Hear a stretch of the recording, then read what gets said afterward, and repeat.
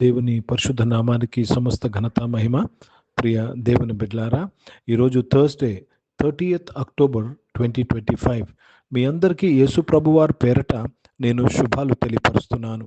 దేవుని వాక్యాన్ని మనము చదువుకుందామా? కీర్తనలు 66వ అధ్యాయము 12వ వచనము, సామ్ నంబర్ 66 and verse 12.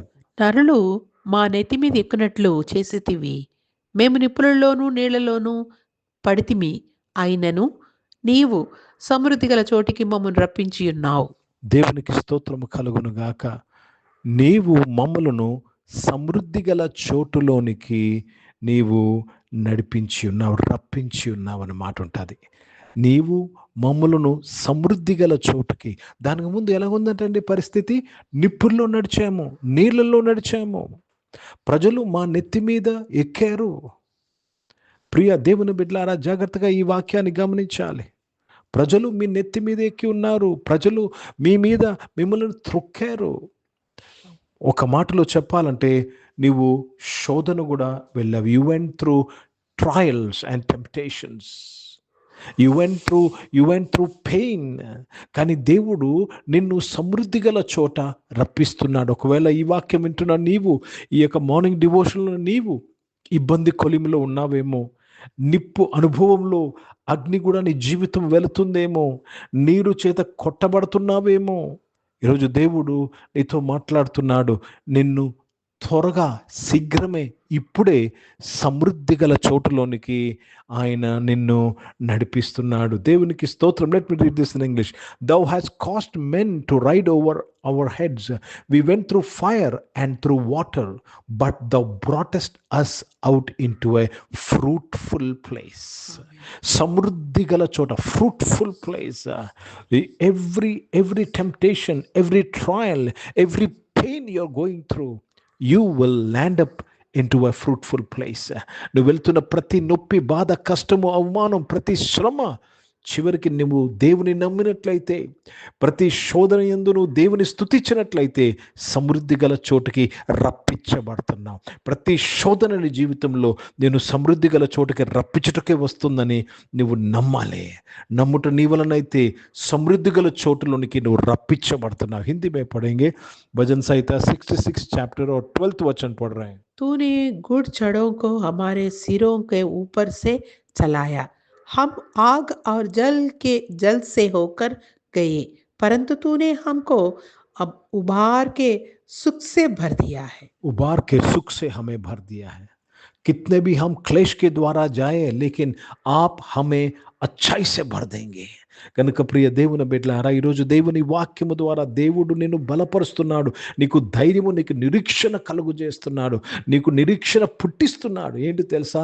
నీవు సమృద్ధి గల చోట, పాలు తేనె ప్రవహించే దేశం, సమృద్ధి గల దేశం, సమృద్ధి గల చోట.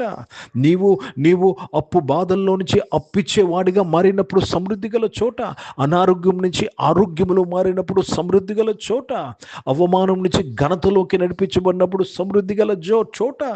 కనుక లేమిలో నుంచి నీవు సమృద్ధిలో ఉన్నప్పుడు సమృద్ధి గల చోటలోనికి నడిపించబడుతున్నావు. కనుక ప్రియ దేవుని బిడ్డలారా, ఇది దేవుని యొక్క చిత్తము, దేవుని యొక్క కోరిక. నిన్ను పిలిచిన దేవుడు నమ్మదగిన వాడు. నిన్ను పిలిచిందే నిన్ను నన్ను సమృద్ధి గల చోటలోనికి తీసుకువెళ్ళటకు, నిన్ను పిలిచిందే నువ్వు చేయనంత సఫలమవుటకు. కనుక ప్రియ దేవుని బిడ్డలారా, ధైర్యం తెచ్చుకుందాం, దేవునికి కృతజ్ఞతాస్తుతులు చెల్లిద్దాం, ప్రార్థన చేసుకుందాం. ప్రియ పరిశుద్ధ తండ్రి, జీవం గల దేవ, మమ్మల్ని సమృద్ధి గల చోటులోనికి నడిపిస్తున్న వాడా, మీకు స్తోత్రంలో నాయన. ఈ ఆరాధనలో ఉన్న ప్రతి ఒక్కరి కొరకు ప్రార్థన చేస్తున్నాను.